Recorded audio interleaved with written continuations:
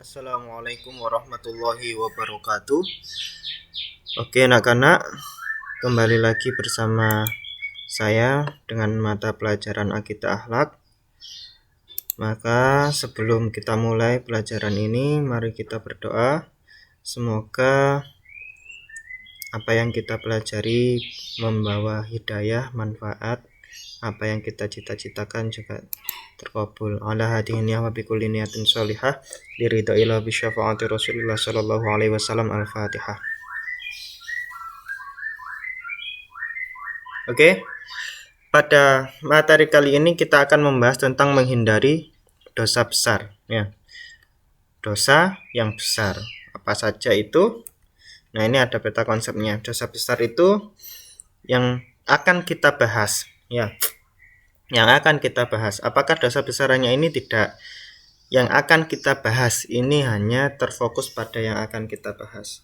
Ada dosa yang lebih besar daripada ini, yakni dosa syirik, mensekutukan Allah. Tapi kita tidak akan membahas itu, ya.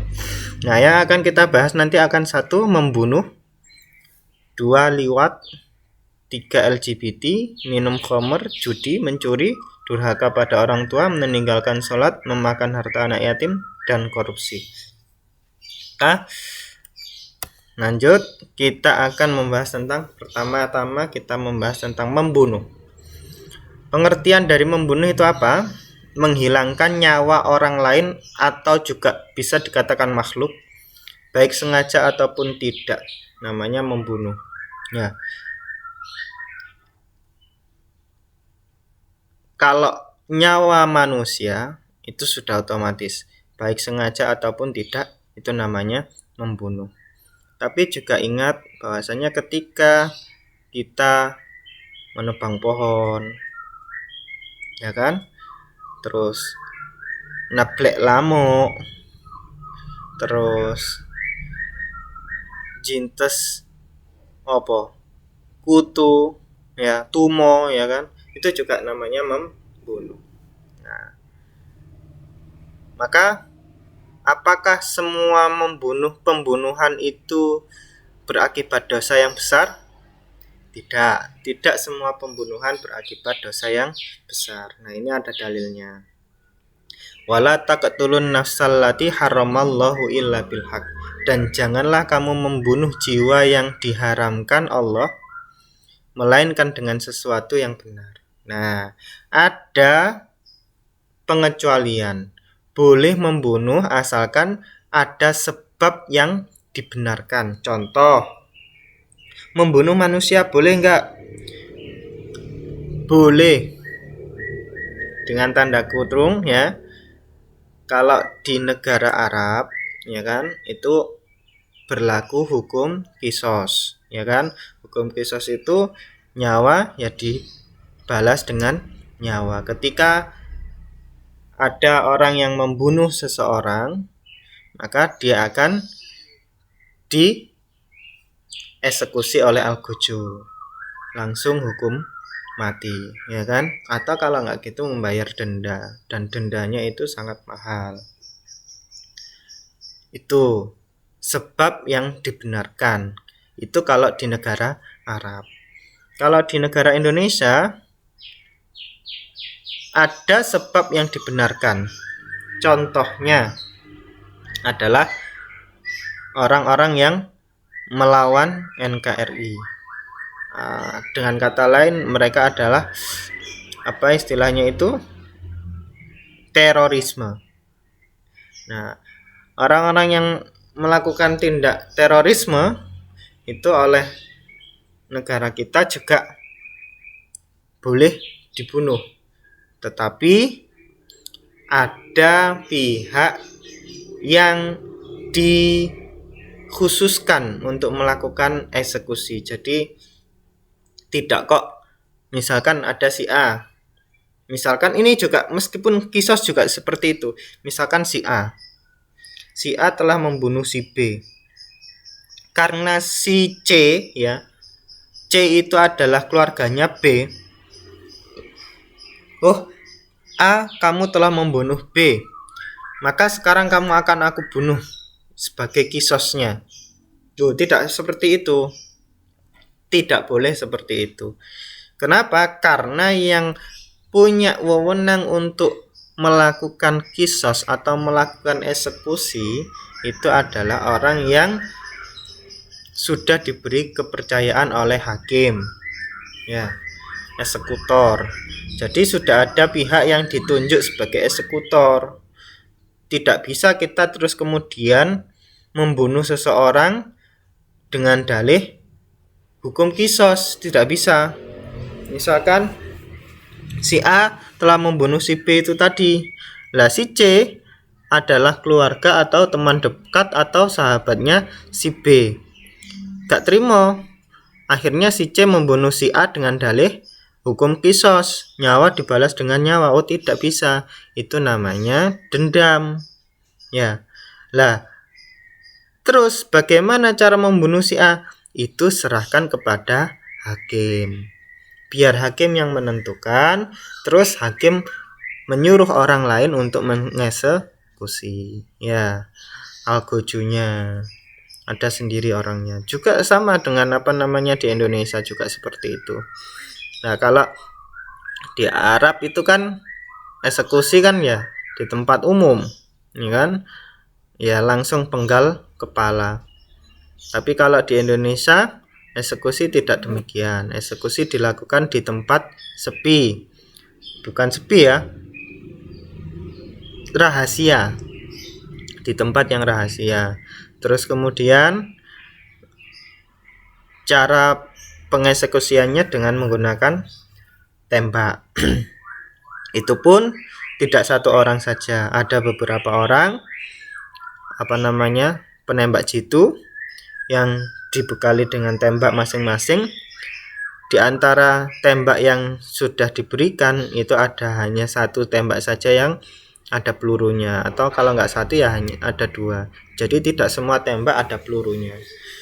Dan itu pun tidak disebutkan tembak mana yang ada pelurunya. Jadi siapa yang mendapatkan tembak itu ya dialah eksekutor sesungguhnya. Maksudnya bagaimana kok seperti itu? Ya menghindari adanya tekanan batin.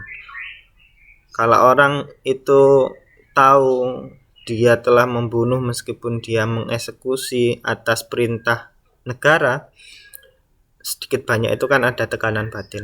Aku sudah membunuh. Nah, menghindari hal-hal yang seperti itu makanya kalau di Indonesia dimodifikasi hukum tembak. Ya, hukum tembak itu pun tidak hanya satu orang, beberapa orang, dan tembaknya hanya satu yang diberikan peluru, sehingga tidak terasa siapa dan tidak tahu siapa yang telah menembak dengan ada pelurunya. Nah, seperti itu. Nah, apakah boleh memodifikasi suatu hukum? Nah, pertanyaannya kan gitu. Apakah boleh memodifikasi suatu hukum?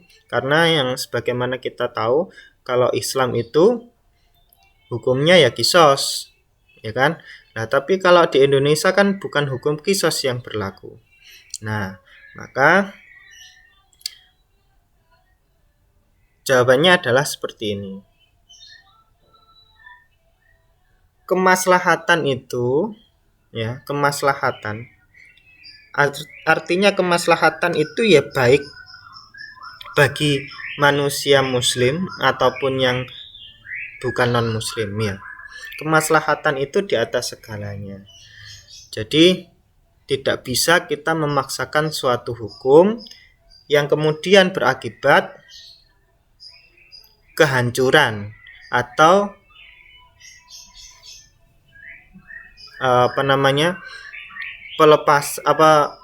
pertikaian atau permusuhan atau perceraian. Tidak bisa kita memaksakan suatu hukum untuk kemudian hasilnya malah menjadi madharat yang lebih besar. Artinya apa? Di negara Indonesia ini kan beragam.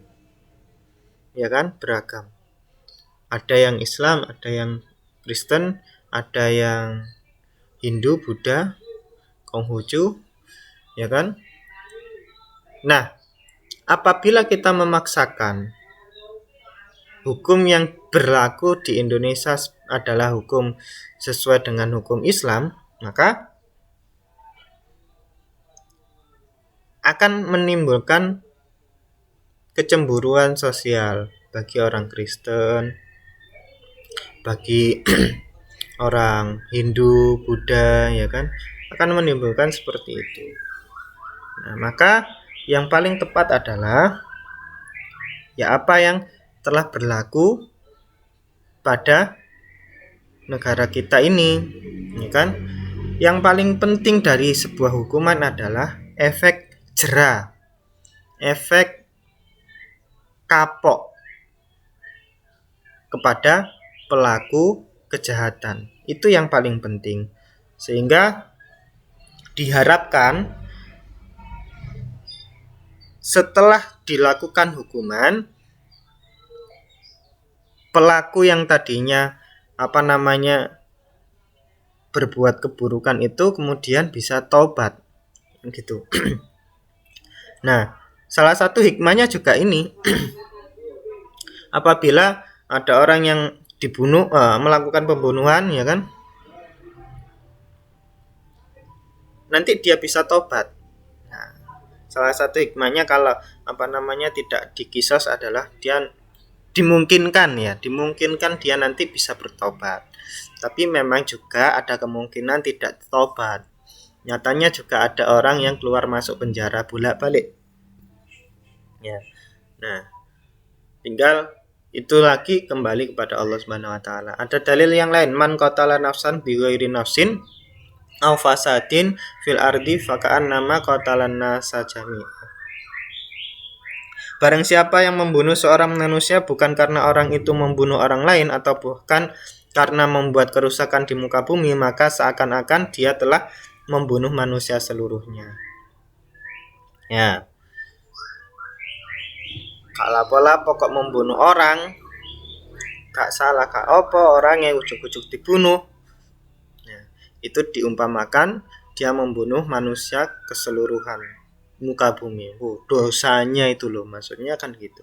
Dosanya itu bagaimana? Wa may yaqtul mu'minan muta'ammidan fajazaohu jahannama khalida fiha wa ghadiballahu alaihi wa la'anahu wa adalahu adaban adima.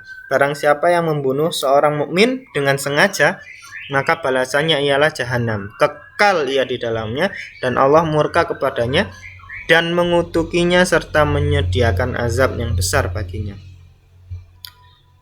Jadi orang yang membunuh mukmin, apalagi mukmin, membunuh orang Islam, dan dia sengaja melakukan itu, maka balasannya adalah neraka jahanam, kekal di dalamnya. Terus kemudian pertanyaannya, Pak, di negara kita Indonesia itu orang yang melakukan pembunuhan itu kan dipenjara. Betul. Yang seharusnya tadi dikisos, nah sekarang kan dipenjara. Di penjara itu pun ada kesempatan dia untuk bebas dari penjara. Betul. Lalu pertanyaannya adalah, bukankah tidak adil, Pak, antara dikisos dengan dipenjara?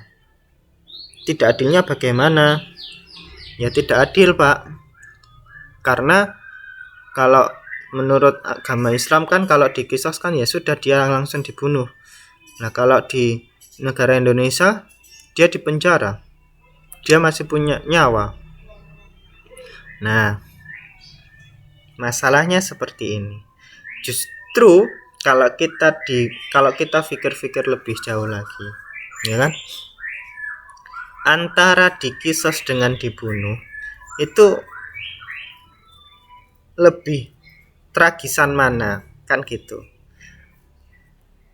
Pertama, bagi pelakunya loh ya, bagi pelakunya. Bukan bagi keluarga pelaku, bagi pelaku.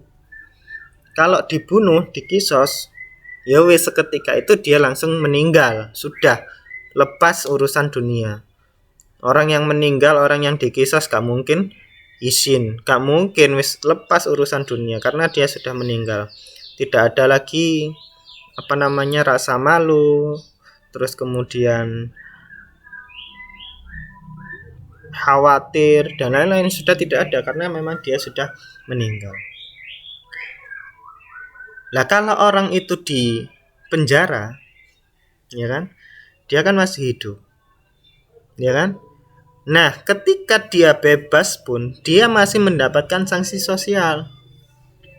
Izin, pasti izin dek, ini masyarakat pasti izin. Karena apa? Namanya napi narapidana ya, bekas narapidana. Mesti izin ambek wong liya. Ya apa dia telah melakukan kejahatan yang terus kemudian dicap oleh masyarakat. Oh wong iku lho tahu mateni wong. Nah dan lain sebagainya. Terus yang kedua, hilangnya pekerjaan. Orang kalau menjadi napi itu kan, kalau dia karyawan atau bekerja di mana, dia pasti sudah langsung dipecat, ya kan? Kalau dia pedagang, ya otomatis pelanggannya kabur dong. Maksudnya pelanggannya sudah hilang dong, karena selama di penjara dia kan tidak bisa berjualan.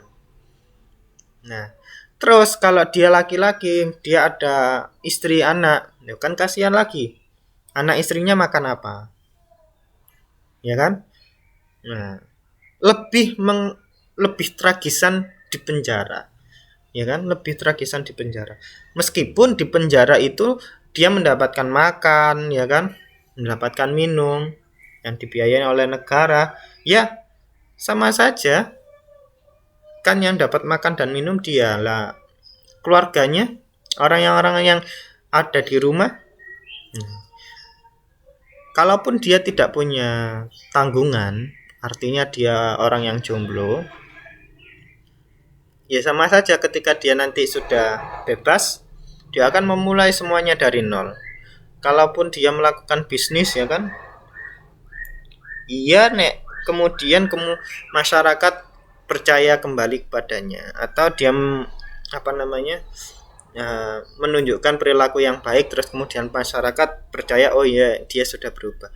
Nah tapi kalau terus kemudian masyarakat masih enggan, ya sama saja nggak akan laku kan dagangannya, kan gitu. Dan hikmahnya lagi ya itu tadi, kembali memberikan kesempatan kepada orang lain untuk bertobat di sisa usia yang ada, kan gitu. Nah, apakah tobatnya akan diterima? Tidak ada dosa yang tidak diampuni oleh Allah kecuali dosanya syirik. Selagi itu tidak syirik, ada kemungkinan besar Allah akan mengampuni dosa orang-orang itu. Ada yang paling terkenal, kisah yang masyhur, ada orang yang membunuh 99 orang, terus kemudian dia merasa dia butuh taubat ini karena sudah membunuh 99 orang. Akhirnya dia mendatangi seorang ustadz. Ustadz, saya telah membunuh 99 orang. Saya ingin bertobat. Apakah Allah akan mengampuni dosa saya? Ustadz itu langsung berkata, bagaimana Allah mengampuni dosamu sedangkan kamu membunuh 99 orang? Membunuh satu orang saja dosamu sudah gak karu-karuan besarnya. Kok kamu pengen tobat? Kok penak temen peno ya? Ibaratnya ustadz ngomong, kok cek penak maring mateni wong 99 kok ujuk-ujuk pengen tobat. Akhirnya gak terima, dipateni sisan ustadz, genep 100. Datang lagi kepada kiai lain. Yai sepuh, Yai, saya sudah membunuh 99 orang, terus kemudian tambah lagi 1, berarti genap 100. Saya ingin tobat, Yai. Apakah saya bisa diampuni oleh Allah dosanya? Jarene Yai, nek awakmu ancene pengen bener-bener tobat, ojo nang nggonanku. Aku gak iso mbimbing awakmu tobat. Mrono ndek ngene daerah kono enek yai sing insyaallah bakal iso bimbing awakmu tobat. Merono, nek ancen awakmu pengin bener-bener tobat. Ya, akhirnya ke sana, ke tempat yang ditunjukkan oleh yai tersebut. Di tengah perjalanan dia meninggal. Nah, saat dia meninggal ini malaikatnya berebut. Iki kudu dilaknat, diazab utawa diampuni dosane. Akhirnya Jibril nengahi, wis ngene lho, hitungan. Jarak yang sudah dia tempuh dengan jarak yang belum dia tempuh, jauh mana? Ternyata setelah diukur, jarak yang sudah dia tempuh itu lebih jauh. Kira-kira kalau misalkan jaraknya 100 kilo, maka jarak yang sudah dia tempuh sudah 60 kilo. Jarak yang belum dia tempuh 40 kilo. Nah, karena banyak jarak yang sudah dia tempuh, maka ya sudah. Berarti anggap saja itu sudah diampuni lah kan gitu. Ada cerita masyhur yang seperti itu. Artinya baik itu melakukan pembunuhan sekalipun ada kemungkinan untuk diampuni dosanya oleh Allah Subhanahu wa taala. Ingat, Allah itu Maha Pengasih, lagi Maha Penyayang, juga Maha Pengampun. Nah, dampaknya bagi pelaku dihukum penjara, tekanan batin, sanksi sosial, tidak mendapatkan hak waris, ya. Jadi kalau ada orang yang misalkan nih orang tuanya kaya raya, ben duwite wong tua iki ndang-ndang gagi menjadi hak milikku, wis tak patenane wong tuaku. Nah, naudzubillah min dzalik. Jika ada anak yang demikian, justru dia tidak berhak memiliki harta warisan. Ya. Karena orang yang membunuh itu terhalang dari memiliki hak waris. Terus masuk neraka juga. Bagi korban yang kehilangan baik keluarganya, kehilangan keluarga jelas. Terus trauma. Nah, yang 3 ini bisa menimbulkan dendam, tapi jangan dendam ya. Jangan dendam. Tapi bisa menimbulkan dendam. Tapi kalau kalian usahakan kalian jangan dendam, meskipun itu disakiti oleh orang lain, maafkan ya. Nabi Muhammad diludahi orang lain aja ya selalu dimaafkan.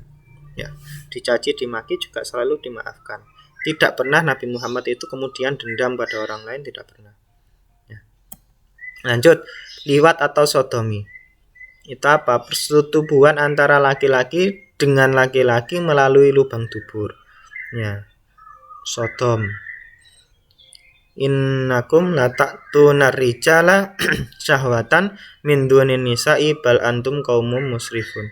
Sesungguhnya kamu mendatangi lelaki untuk melepaskan nafsumu kepada mereka, bukan kepada wanita. Maka kamu ini adalah kaum yang melampaui batas. An Jabir bin Abdillah qala Rasulullah sallallahu alaihi wasallam, inna akhwafa ma akhafu ala ummati amalu qaumin lutin. Dari Jabir bin Abdullah, ia berkata, Rasul bersabda, sesungguhnya yang paling aku khawatirkan terhadap umatku adalah perbuatan kaum Lut. Maksudnya ya, kaumnya Nabi Lut itulah kaum Sodom. Kaum Sodom, kaum lesbi, suka sesama jenis, ya kan? Itu kan kaumnya Nabi Lut. Nah, janganlah ya. Saya tidak mengatakan begini, koyok gak enek wong wedok liya. Bukan, saya tidak mengatakan seperti itu. Karena kalau saya mengatakan seperti itu ya sama saja saya melegalkan zina. Daripada Sodom mending zina. Tidak, saya tidak mengatakan seperti itu. Baik Sodom maupun zina itu sama-sama diharamkan. Saya mengatakan seperti ini, kalau memang kalian mempunyai syahwat yang besar, maka tidak ada salahnya lulus aliyah kalian bekerja sambil kuliah boleh. Atau kalau memang orang tuanya mampu, ya kuliah saja. Terus kalau kemudian kalian suka pada orang lain, ya silakan nikah saja, ya kan? Silakan nikah saja. Kalau orang tua kalian mampu untuk membiayai itu, ya silakan nikah saja, daripada kalian harus nanti nggak bisa menahan syahwat, ya kan? Malah nggak karu-karuan, ya kan?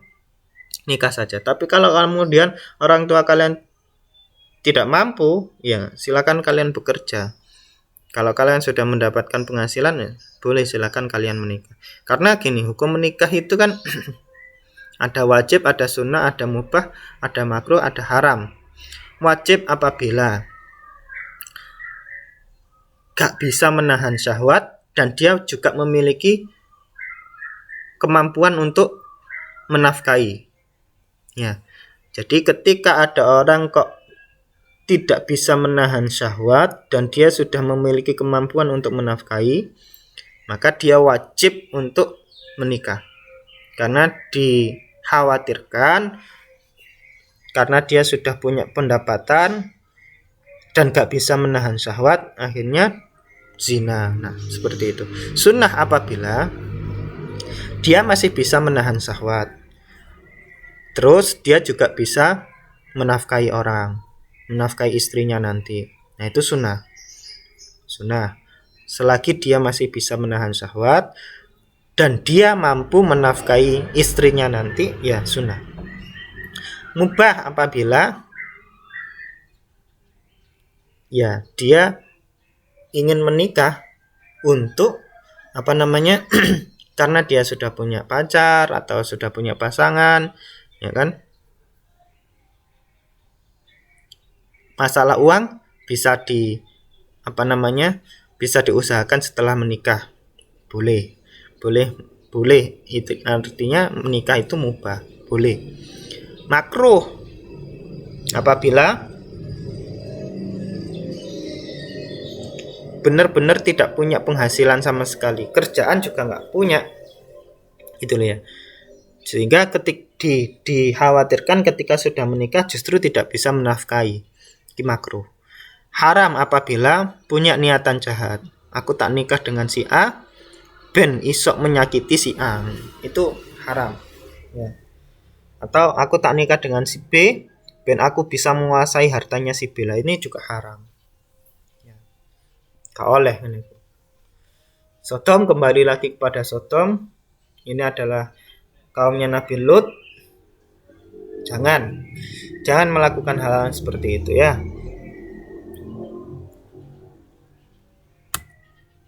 Dampaknya, perbuatan melampaui batas mendapatkan azab Allah lebih buruk dari zina. Kenapa kok lebih buruk dari zina? Karena zina itu dalam kamus biologi ya, kamus biologi loh ya, bukan kamus agama. Dalam kamus biologi itu sebuah kenormalan karena laki-laki dan perempuan memiliki hasrat. Kamus biologinya itu adalah sebuah kenormalan, tapi kamus agamanya namanya juga zina, itu sebuah juga namanya dosa. Ya. Nah, kalau zina itu bisa merusak keturunan. Tapi kalau Sodom itu malah bisa merusak populasi manusia. Nah, saiki kabeh seneng sesama jenis lah. Piye carane hamil? Kan gak iso. Lah nek gak sing hamil terus manusia lak punah. Nah, kan gitu loh. Maksudnya di situ. Terus 4, penyimpangan seksual. Ya jelas penyimpangan seksual. Kodratnya manusia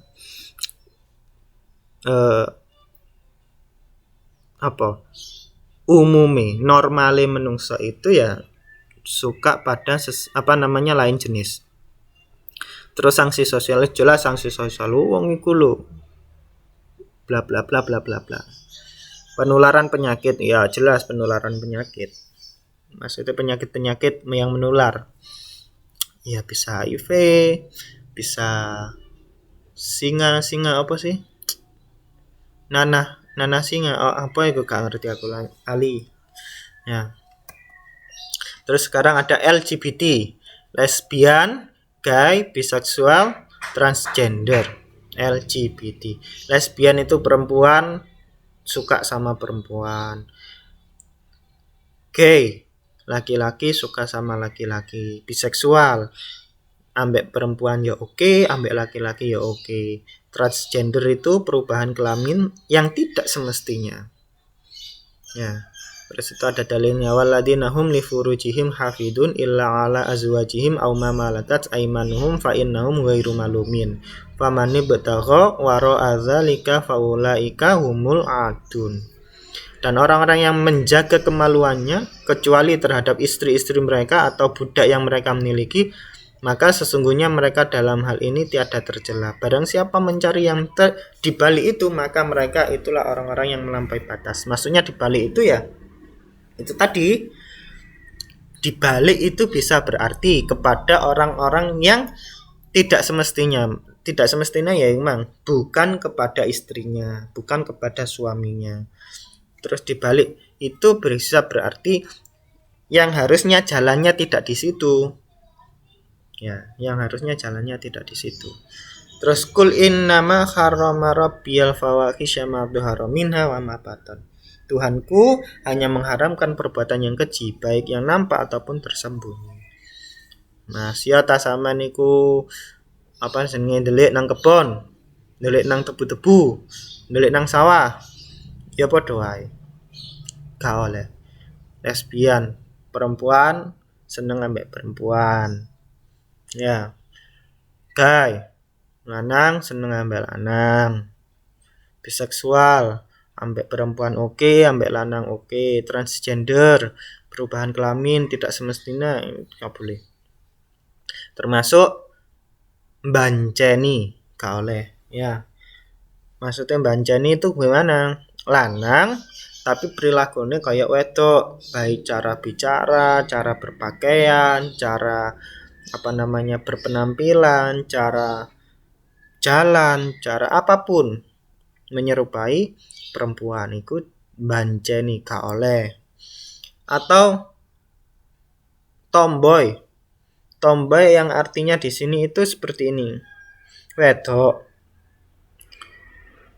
tapi senengannya menyerupai laki-laki, baik cara penampilan, cara berpakaian, ya kan? Terus cara ngomong, cara jalan, secara apapun iya laki-laki, gak oleh. Nah, ini yang yang sondo aneh ya. Sondo aneh di negara kita adalah nek mbanceni kaya-kaya dihujat. Bukan kaya-kaya dihujat, kaya-kaya yes bener-bener gak oleh lah mbanceni. Waria ini kaya-kaya bener-bener punya dikucilkan gitu loh. Iya kan, dikucilkan. Tapi lah nek iku mang tomboy, enggak begitu. Ya kan? Nek enek wong lanang kok mancak kaya wong wedok, pandangan masyarakat sudah sinis, ya kan? Sudah negatif. Tapi ketika ada perempuan kok mancak kaya lanang, itu kayak B aja. Bahkan beberapa teman saya, bahkan juga anak kalian sendiri mungkin, itu ada yang mengatakan saya suka sama perempuan yang tomboy. Oke, tomboy itu ada batasannya. Kalau saya pribadi, ya kan? Kalau saya pribadi, tomboy itu sebagai penjaga. Maksudnya gini, penjagaan diri ya, sebatas penjagaan diri. Maksudnya gini. Cara berpenampilan ya tetap sebagaimana perempuan harus menutup aurat. Ya, harus menutup aurat. Masalah iku mang yang dipakai adalah sepatu laki, terus habis itu kaosnya laki, atau baju-bajunya laki-laki, celana laki-laki. Di luar itu yang jelas harus menutup aurat. Artinya menutup aurat itu kan tidak memperlihatkan auratnya, juga tidak memperlihatkan lekuk tubuhnya, kan gitu. Terus yang kedua adalah sebatas begini, ben gak ketok lemah lembut. Maksudnya ben gak ketok lemah sekali, ya kan? Ben ketok sondok garang titik, ben wong lanang iku nek pengen cedek sondok wedi titik, pengen berbuat jahat sondok wedi mergo garang. Kalau bagi saya silakan. Tapi kalau itu sudah melampaui batas, maksudnya begini. Wedok kok kemudian nakale kaya arek lanang iku ya nongkrong, mangan apa iku nek mangan medingkrang, terus kemudian rokokan, terus kemudian celana pendek, kaosan. Nah, hal seperti itu, nah ini ya itu yang kalau menurut saya kurang pas, kurang cocok. Ya, kurang cocok. Ya ojo lah. Ya, ojo. Kumang. Tapi kalau ada pertanyaan. Jadi ada kelainan memang. Orang itu ditakdirkan punya kelamin ganda. Ada memang seperti itu. Kelainan seperti itu ada. Nah, kalau seperti itu bagaimana? Boleh nggak? Kalau secara hukumnya itu adalah silahkan mengikuti kelamin yang paling dominan. Artinya gini.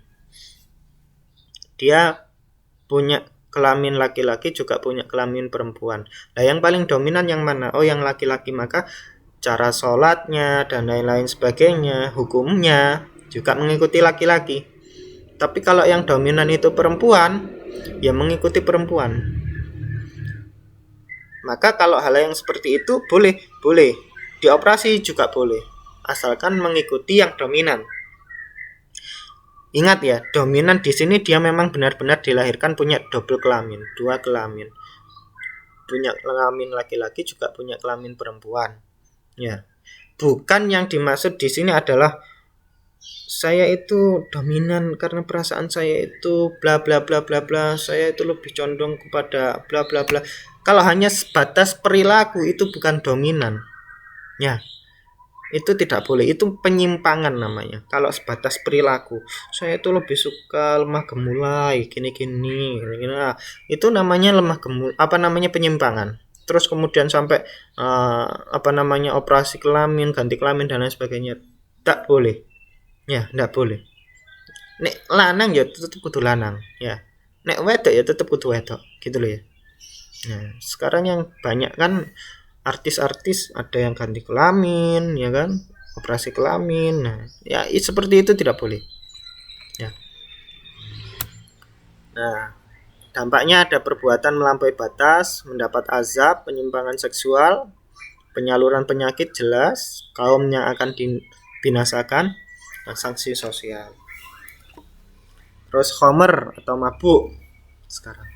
Segala jenis minuman atau makanan sejenisnya yang bisa menimbulkan hilangnya akal atau kendali terhadap diri sendiri. Ini sudah berapa menit?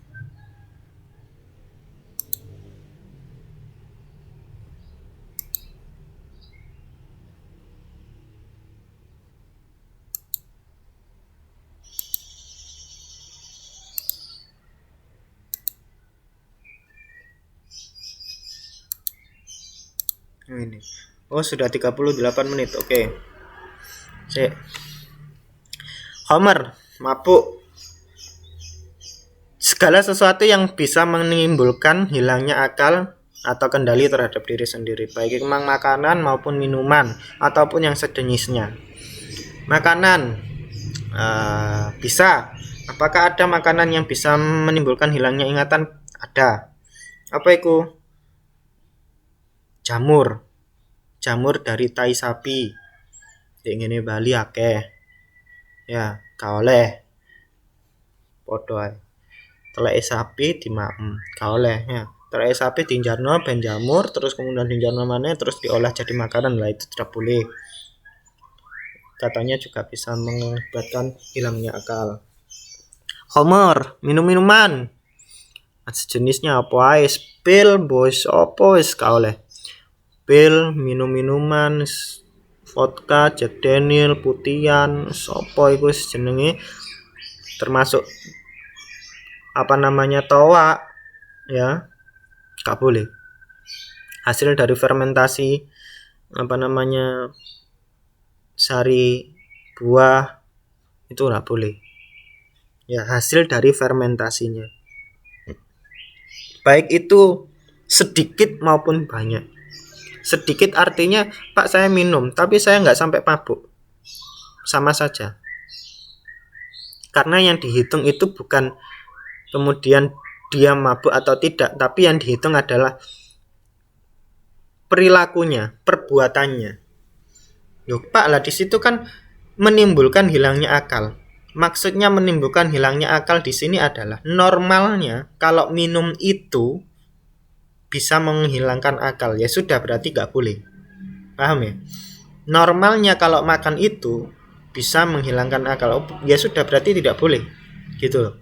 Ya. Bisa hilangnya kendali terhadap diri sendiri. Ya udah nggak boleh. Normalnya seperti itu. Karena ada orang yang mengaku minum minuman khamr, ya kan, minum minuman keras, kalau cuman segelas doang gak mabuk. Ada orang yang seperti itu. Nek terima mek sak gelas ngono gak mabuk. Dia baru bisa mabuk kalau sudah berliter-liter yang dia minum baru dia mabuk. Ada seperti itu. Ya. Kalau cuman minum satu pil double L saja ya B aja, ada yang seperti itu karena memang dosisnya mungkin rendah sedangkan dia kuat sehingga dia butuh dosis tinggi lah, itu kan bisa jadi. Nah, enggak boleh seperti itu. Normalnya orang kalau minum atau makan itu mabuk, ya sudah enggak boleh meskipun itu sedikit.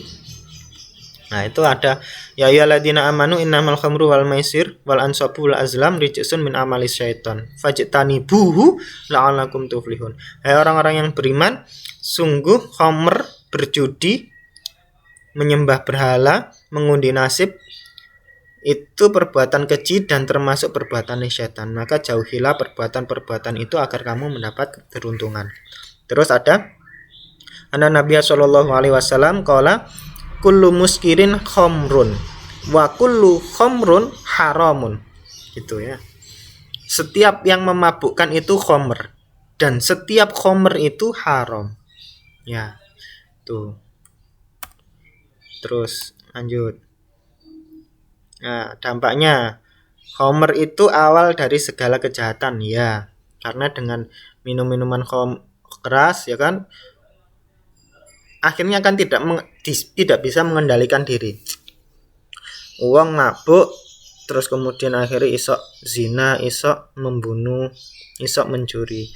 Ada cerita yang sangat masyhur Kiai Barseso, orang yang sangat alim sekali, ya kan. Sebab dia, itu kan singkat cerita, dia iri dengan orang yang ibadahnya sangat tekun. Terus ditakoni, kenapa kok iso ibadah kayak ngono? Jawabannya, ya karena saya pernah melakukan dosa, sehingga saya ketika saya mau beranjak dari tempat ini, beranjak dari musola atau masjid, saya ingat dosa, kembali lagi saya, terus akhirnya sholat, akhirnya zikir istighfar. Seperti itulah kalau kamu kepingin seperti saya, ya harus melakukan dosa dulu biar kamu teringat terhadap dosa-dosamu. Akhirnya ya wis, aku tak melakukan dosa. Apa enake?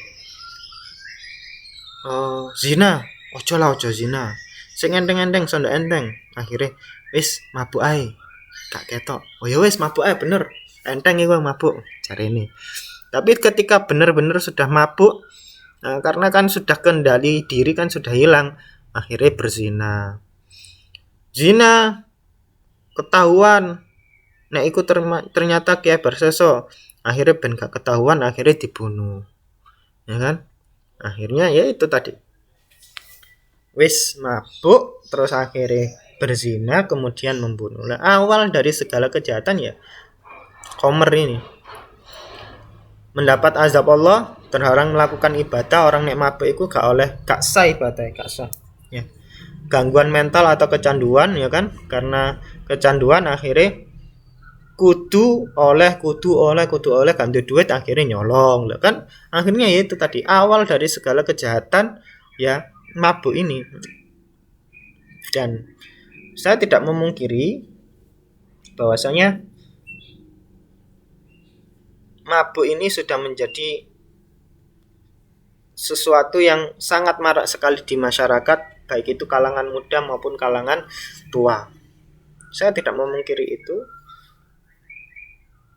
Saya tahu banyak orang, anak muda bahkan masih sekolah pun sudah